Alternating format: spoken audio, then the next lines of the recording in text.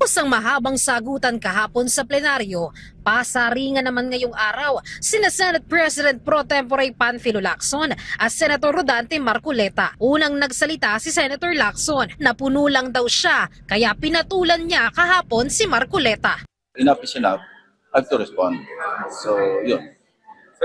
Kaya pinuyat niya ako nung gabi kasi nag-drop ako ng speech eh. Kasama yung staff ko. Umuwi nga kami alas 12 kaya mainit ang ulo ko eh. Handa naman ulit si Lacson na patulan si Marcoleta sakaling magkaroon na naman daw ito ng tirada laban sa kanya. If you hit me and you insult me, I'll insult you back, and I'll hit you back. Ganun naman attitude ko eh. I never initiated any quarrel, especially with my colleagues. Ayoko eh. Problema, kung sumusobra na, lahat naman tayo may elastic limit eh, di ba? Hirit pa ni Lacson, pinaparot lang naman ni Marcoleta ang posisyon ng China kaugnay sa West Philippine Sea. Kaya nababahala din siya dahil issue na ito ng national security. Tinanong naman si Lacson, bakit nga ba paborito siyang sisihin ni Senator Marcoleta? Ang sagot niya lang rito, Siguro mas pogi ako sa kanya. agad namang sumagot si Marcoleta. Anya, kailan ba niya sinabing pabor siya sa China? Ano sinabi ko tungkol sa China? Paano ko dinefend ang China? You tell me. When? Tell me.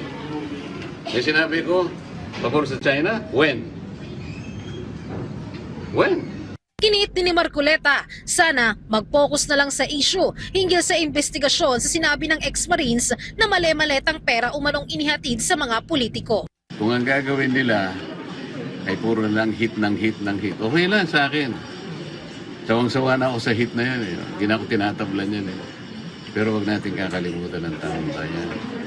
Lahat ng sinabi ko ron na dapat puntahan niya, sapagkat yun ang sinabi niya, lahat ng ebidensyang kakailanganin, pupuntahan natin. Sa komento naman ni Lacson na mas pogi raw siya kay Marcoleta, sagot lang ng senador dito, Kayong lahat ng arbiter, kayong lahat malinaw ang mata niyo. Luisa Erispe para sa Pambansang TV sa Bagong Pilipinas.